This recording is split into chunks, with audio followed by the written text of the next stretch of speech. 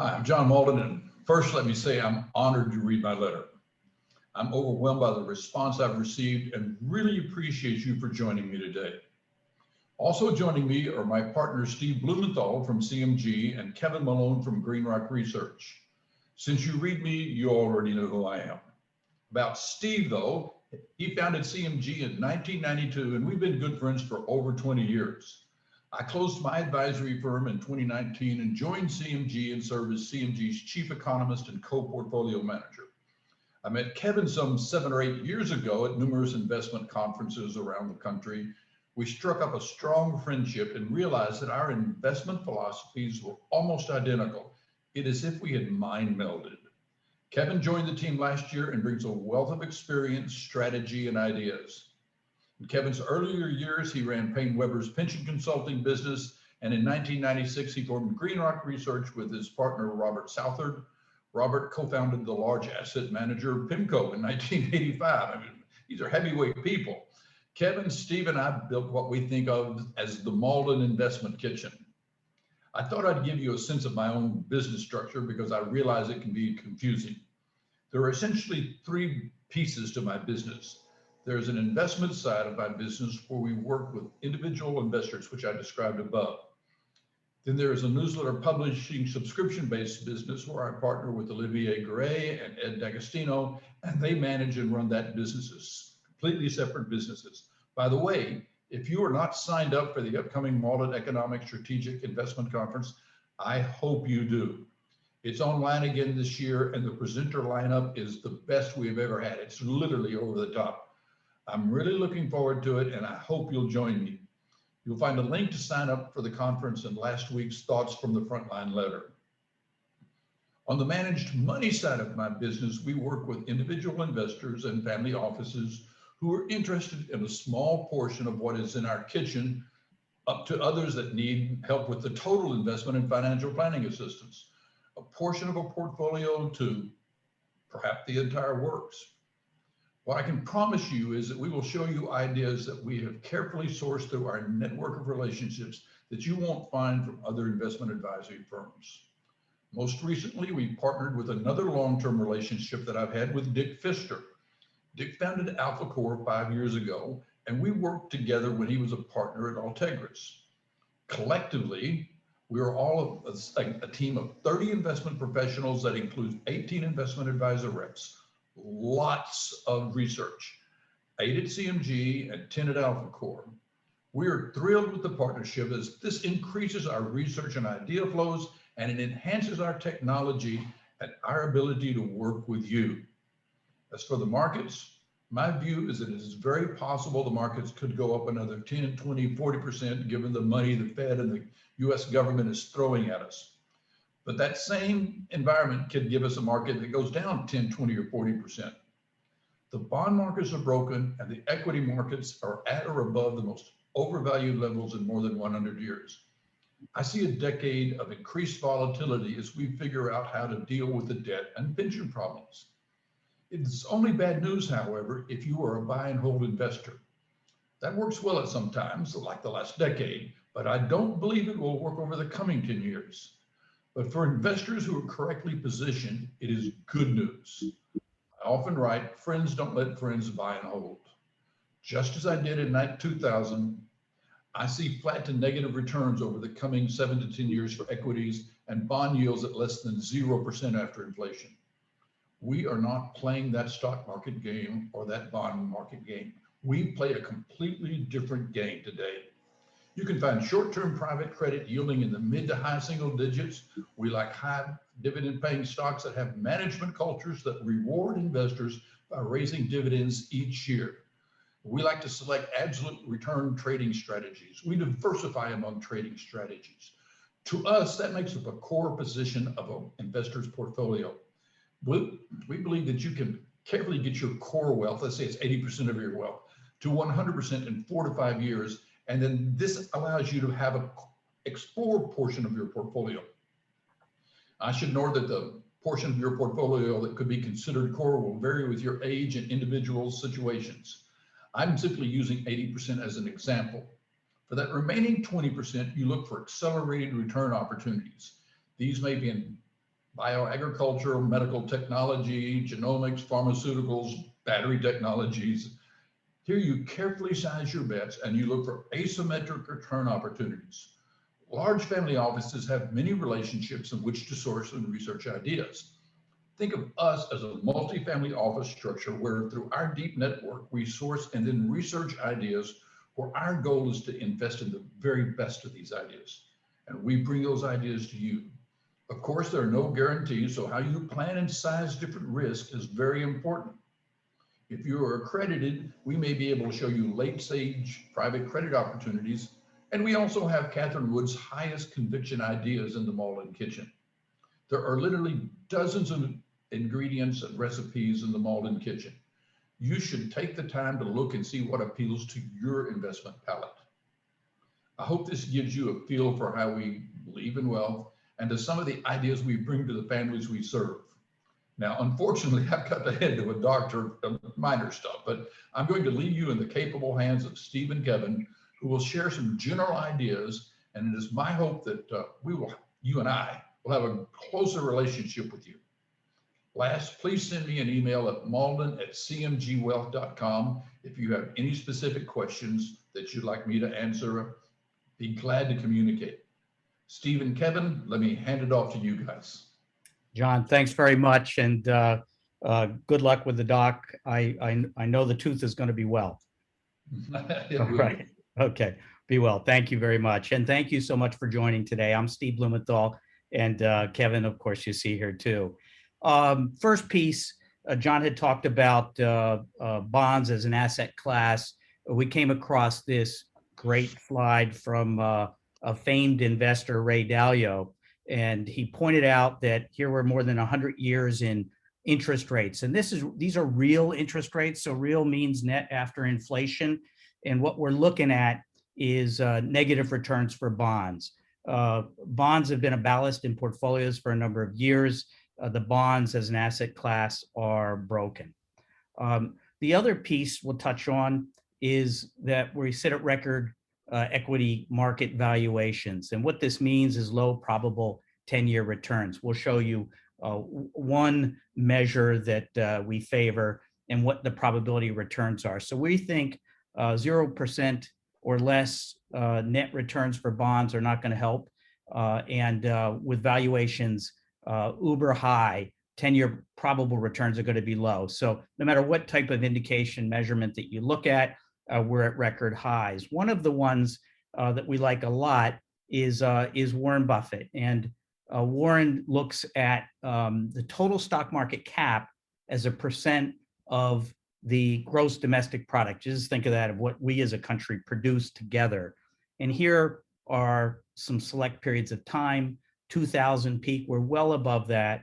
2007's bubble peak, we're well above that. And we're above where we were in 1966 when we made that high, and then way back to 1929. So from this metric, market is very overvalued.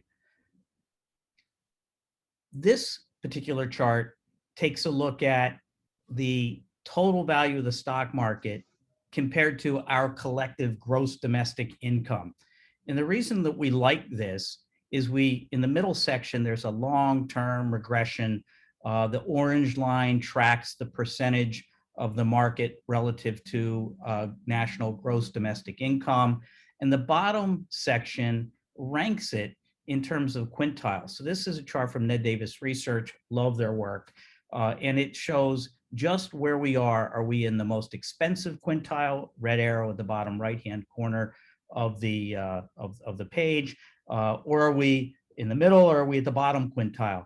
And then if you shift your focus to the upper left-hand side of the page, this shows what the return of the S&P, the actual return of the S&P, 1 year, 3 years, 5 years, 7, 9, 11 years later.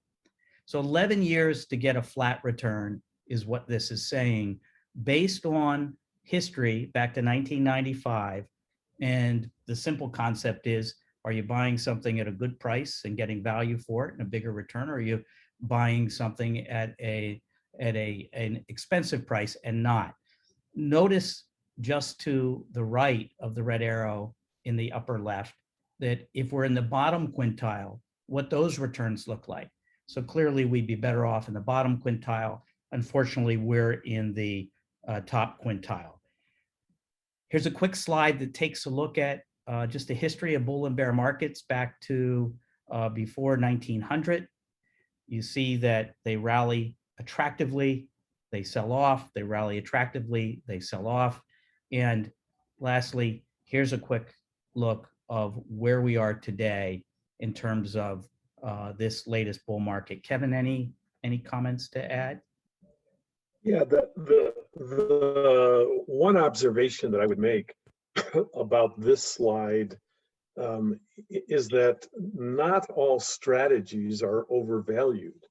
What this is showing and what the previous slides have shown is what the index is.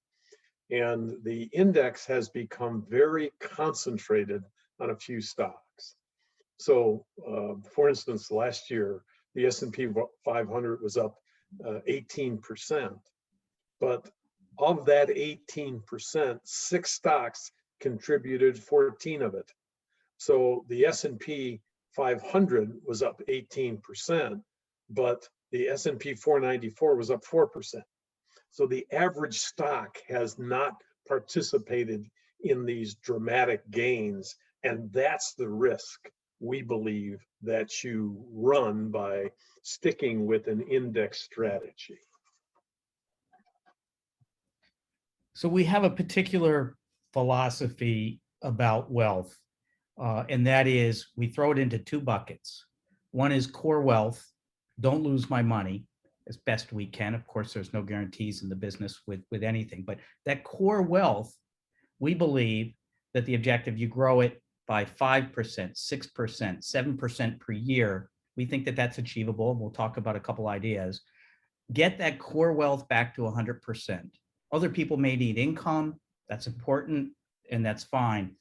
Those sorts of things go into the core bucket. So how do we produce a return? But as a general thinking, if we've got 80% of our wealth and we get that back to 100% in 4 to 5 years, that affords us the ability to then invest in what we call the explore bucket. And that's where we source some interesting ideas. We'll talk about some of the things on our strategy. And it's important to think in terms of sizing and how you allocate to those sorts of risks. But if we can protect the core, it enables us the ability to invest in explore opportunities. And here we're looking for what John had talked about, these asymmetric return types of opportunities, wealth creating type of opportunities. Yes, Kevin, go. So this slide talks about the issues that we face in the bond market and what our solutions are, and the issues that we face in the stock market and what our solutions are there. So let me just step back for a second and talk about bonds generically. There were 2 reasons people put bonds into an all equity portfolio. That was to reduce the volatility of an all equity portfolio and to increase the income.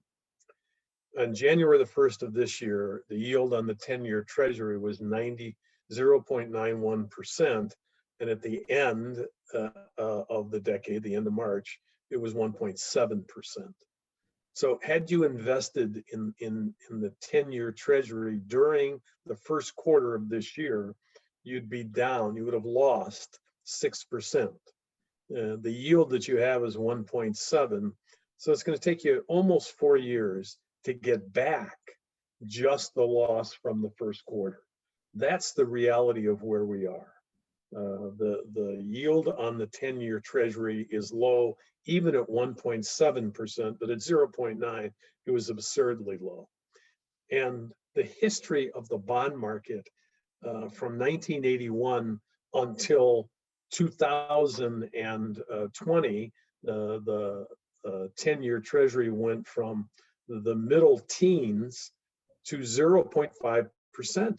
And so it was a fabulous place to invest. You know, you got 7, 8, 9%. You got a dramatic amount of reduction of volatility. What else did you need? But if you go back and study what happened from the 1950s to the 1980s, you wondered why you really were interested in bonds, and that's where we're headed. what's going to happen with bonds is not an opinion. It's an arithmetic problem that a 12-year-old could solve. As interest rates rise, you will lose money in your bonds just like you did in the first quarter. And if interest rates stay the same, you're just going to get a very, very, very low return that likely won't solve the investment return needs. So we have two different types of strategies that deal with the two reasons that you bought bonds: reduction of volatility and income. Let me deal with income first. These are private investments. And one of the things that we don't like about private investments is often they have very, very long maturities, that you invest in something and you're going to own it 10 or 12 years from now. Well, the most likely occurrence we think with those types of investments is, you know, as you get to 7 years or 10 years or something, you're going to forget why you bought it.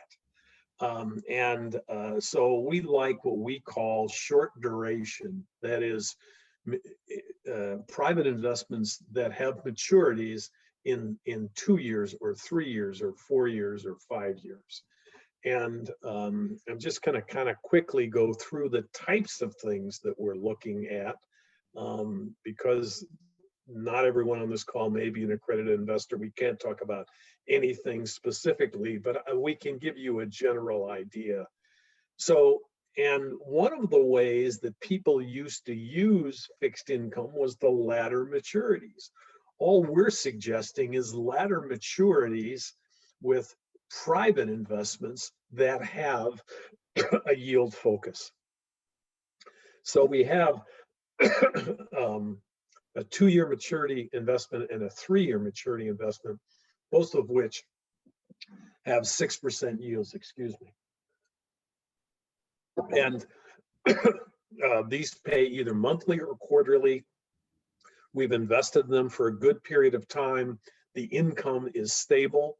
In the 2-year program, what you do is you just get your money back. In the 3-year program, it's a lease on some cell towers. The leases on the cell towers will be sold, and you'll get something beyond the 6%. We have a royalty-backed debt fund that has a 7% yield on some very, very interesting royalties that are stable and have consistency to them. And that has maturities from 2 to 5 years, kind of depending on what happens. And that too, you will get something beyond. And then there are storage facility portfolios that we have that mature in 5 years, yield 7%. And again, you'll get something beyond that. So if you thought about that whole thing as putting a little piece in each and getting 6-7% income, that can replace the income that you didn't get and perhaps need to live on with the bond portfolio. And then the reduction of volatility really comes with whole other strategies. And those strategies are risk-on, risk-off trading strategies that have the goal of producing a level of volatility like the bond market. And so we've been using those strategies for 20 years. And the worst return they've ever had, even in 2008, is down minimally. Actually, in the 20 years we've been using it, if you look at the returns from the aggregate bond index, they're very, very similar. The worst year between the aggregate bond index and these trading strategies is actually in the aggregate bond index. Now, I'll give you, it was only down 2%, but the trading strategies we have were never down that much. So that's the way we think you need to think about the structure of your portfolio on the fixed income side. Some of it goes for reduction of volatility. Some of it goes for to produce income. On the equity side, We have a number of strategies, but I'm going to talk about one of them.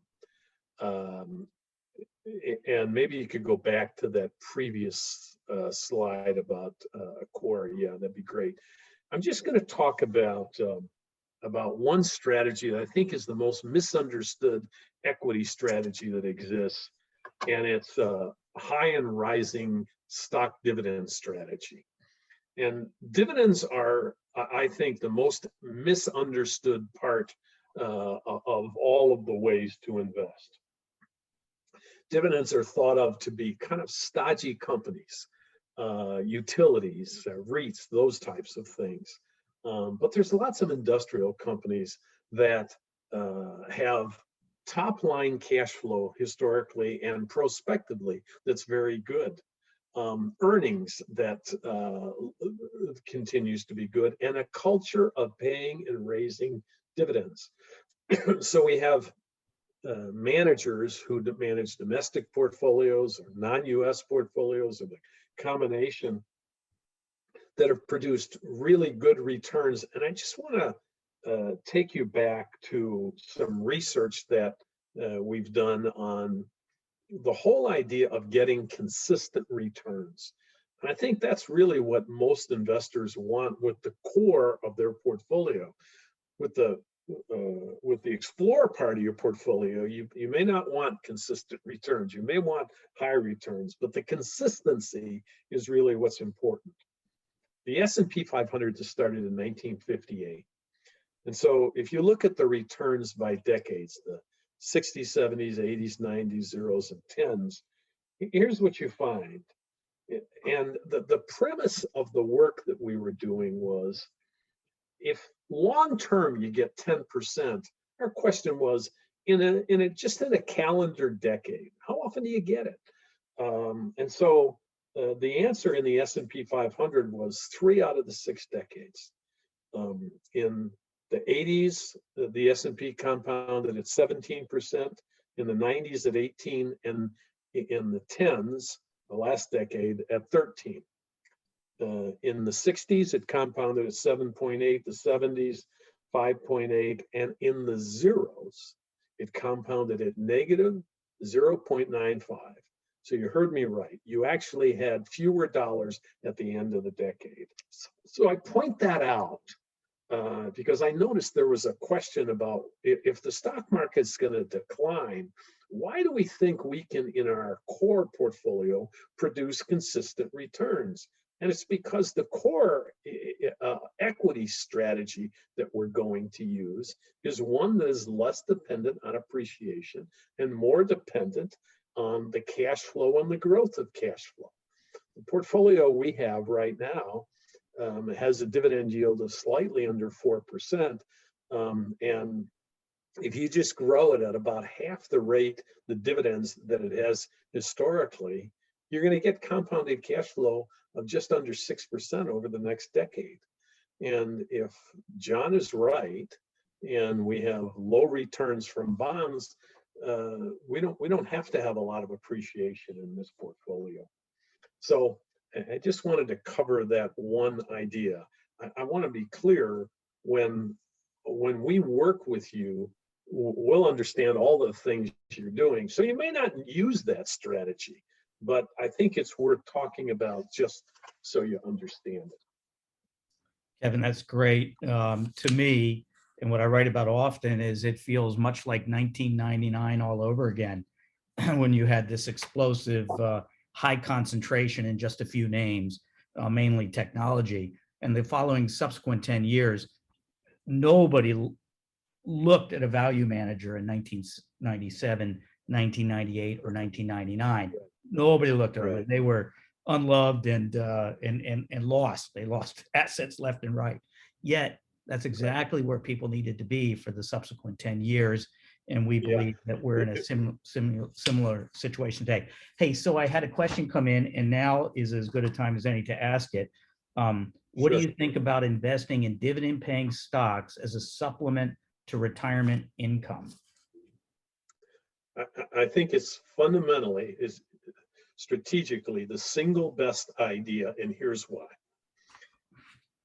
We use managers who find dividend growth. So there's two components, the dividend level and the growth of dividends. It's the perfect strategy for somebody who's retired, because while we don't have very much inflation, we have some inflation, and likely in the future we're going to get more. So if you can get some level of income today, and next year it's a little more, and in the following year it's a little more, etc., then really it's the perfect strategy.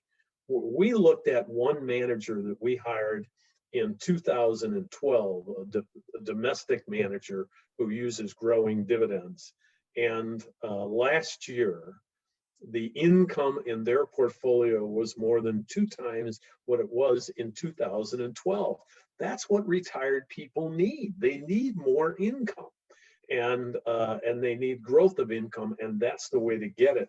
We love the private investments that we have, but the income doesn't grow. So I think it is absolutely the perfect strategy. In fact, we say to our clients, everybody who's retired, that's the only equity strategy they should use. If you're not retired, there's other things you can do, but as the core of what you do, it's absolutely the best strategy that exists.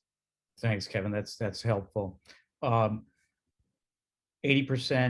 core, different ways to build a portfolio. It depends on what's important to you, how much you allocate to one or another strategy. But the main message is that there are solutions. It's just not in the traditional bond market. We think that's broken.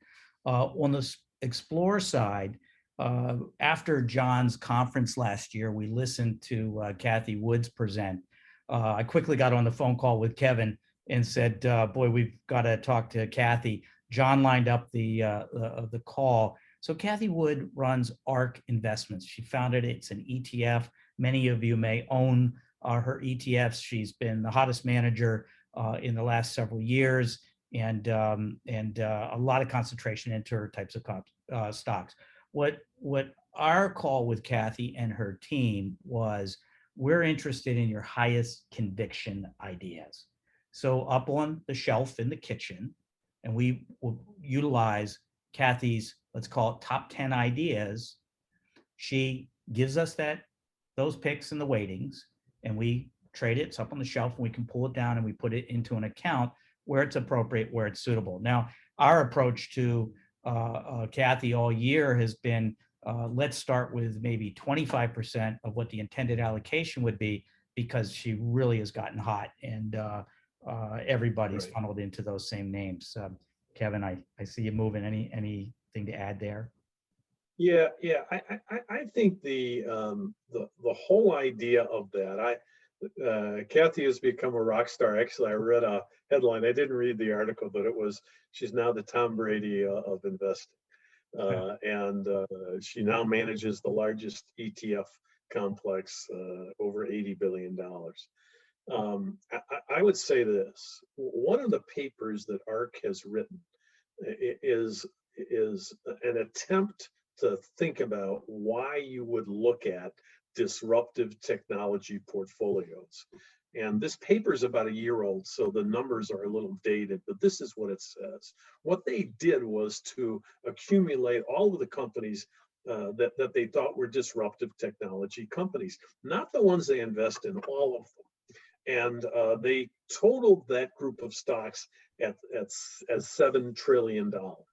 And then they made projections about what will those stocks be worth sometime in the future. They went out 10 years, so it'd be 9 years from now. And their answer to that was it would be worth 60 trillion. That's a 23% compounded annualized rate of return. And if anyone is interested in a very good book, not from anybody at ARK, there is a book that came out last year that I would highly recommend.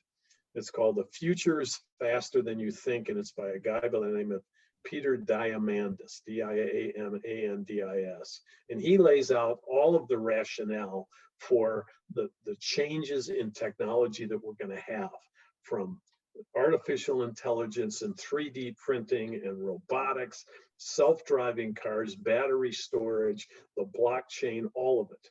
And so a little piece of your portfolio in those types of things could get pretty dramatic rates of return.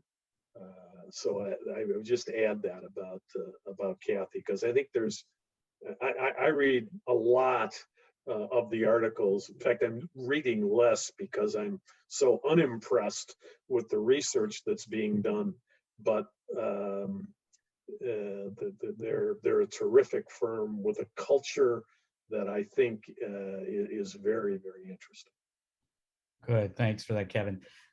We won't go into specific ideas around private equity, but you can imagine John's vast network, Kevin, his experience being in the space, us being in the space for many, many years. You develop some important relationships, and to us, we have several that are super important. Large family offices, when they get together, they conference together, they share ideas, they exchange research, and you get into that flow of potential ideas.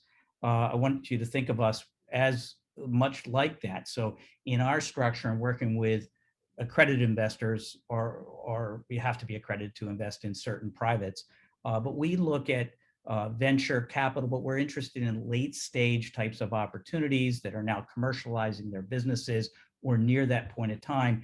And we just see some things. We do a deep dive with our collective teams on the research, and those are ideas that we bring to the families that we work with. We think it's an important part of the Explore bucket.